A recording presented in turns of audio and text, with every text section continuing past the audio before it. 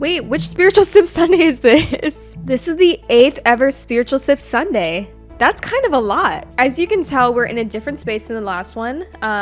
So I moved to California and then I moved again. And I'm still getting settled, so if you say anything about how my room looks, I'm gonna be so grace-filled and forgiving. Oh, also on top of all the moving and then moving again, I got engaged. So I'm a fiance, which is a lot.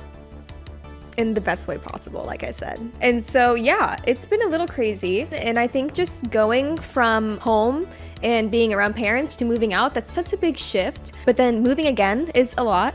And then just trusting God through it all, it's been overwhelming in the best way. But I'm excited that I now have somewhat of a schedule and a rhythm that I get to follow. And I feel like I have a little bit of stability. This is the 8th ever Spiritual Sip Sunday. Ah, yum. And honestly, guys, one thing I've been feeling a lot of things, but today I just feel like I want to be cozy. One of the things I want to talk about today is I always talk about how I'm like, God loves you. He wants to talk to you. Blah, blah, blah, blah, blah, blah, blah, all that jazz. You know, and you've seen the other ones, hopefully.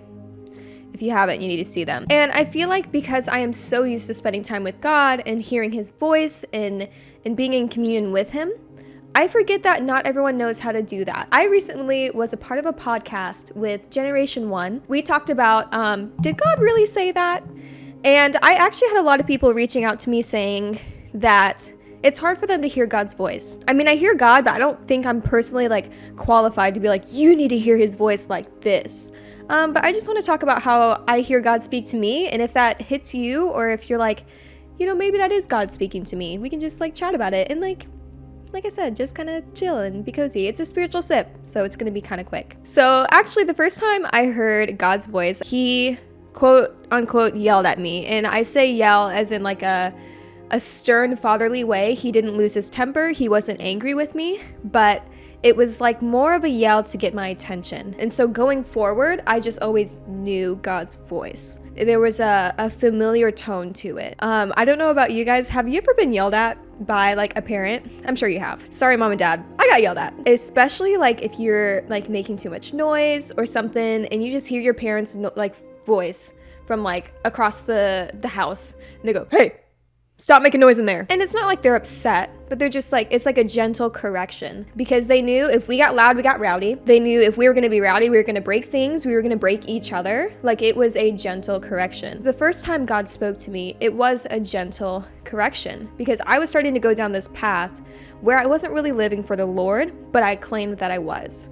I was extremely lukewarm, and I used God's grace as an excuse to keep sinning. And so when God first spoke to me, it definitely it shook me up, because I was like, why is he yelling at me? But it took me a while to realize he's not mad at me. He was just giving me gentle correction, which is what a loving and healthy parent should do, because they love you so much and they already know the path you're going down. They already know you're going to get loud and rowdy. And so it's just a hey, calm down. Ever since then, for me, when I hear God's voice and I'm sitting in his presence and I'm still and I'm waiting for an answer, not all the time, but a lot of the time, it's when I'm sitting and waiting for him. So a lot of people are confused with is it my own thought or is it God speaking to me? My little brother says it best. It's almost like a calm, cool, uninterrupted word or phrase that falls into your heart. I feel like usually when God talks to me, there's always peace that comes with it, and it's never mean. God is never mean. So if you feel like something said something to you and it's degrading in any way, it's not God. So I know God's speaking to me when I have the peace from it, where I'm like, this just feels comfy. To me, God's voice feels like a lit candle and warm coffee on a cold day. It's something that is comfortable, that I want to seek out, and that is recognizable. And I have only gotten to that point because I sit with him and I talk to him often. To give you some practical insight into my life and how I hear God's voice, I am a morning person. I get my cup of coffee and I sit by my window and I just pray. And it doesn't have to be, it's really a bad way to explain it. It's not ever sweaty, where I'm like, and God said this and God said that. But it's just like a sweet, like I just talk to him like God's my best friend. Like God's my father. And so I want to speak to him like he's my dad. And I wait for responses. And if he doesn't respond, I don't get discouraged. I just think, you'll tell me later. I don't need to know that now. You'll tell me later. And so after I connect with God in the morning, then throughout the rest of the day, after I've already gotten accustomed to his presence, accustomed to his voice, hearing him in the morning, then the rest of the day, it's easier for me to hear him. And so today I want to encourage you to make room for God. I say that every single time, but that's the only way you can hear God's voice. If you truly want to hear God's voice on a daily basis, spend time with him. It's a relationship. It's not a religion, it's a relationship. And so if you want to hear from God and have him as a father, I mean, he is your father, but if you want that relationship with him, you have to put effort into it. You know, you have to set the time aside. Just like if you're in a relationship now, you are always thinking like, I'm going to set time aside to call this person. I'm going to set time aside to go on a date this weekend.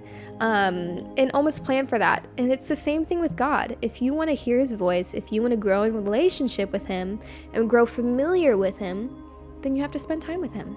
And so that was my 8th Spiritual Sip Sunday in a new location. And hopefully the next few ones will be in the same location, and I'll get a desk soon. You remember last Spiritual Sip?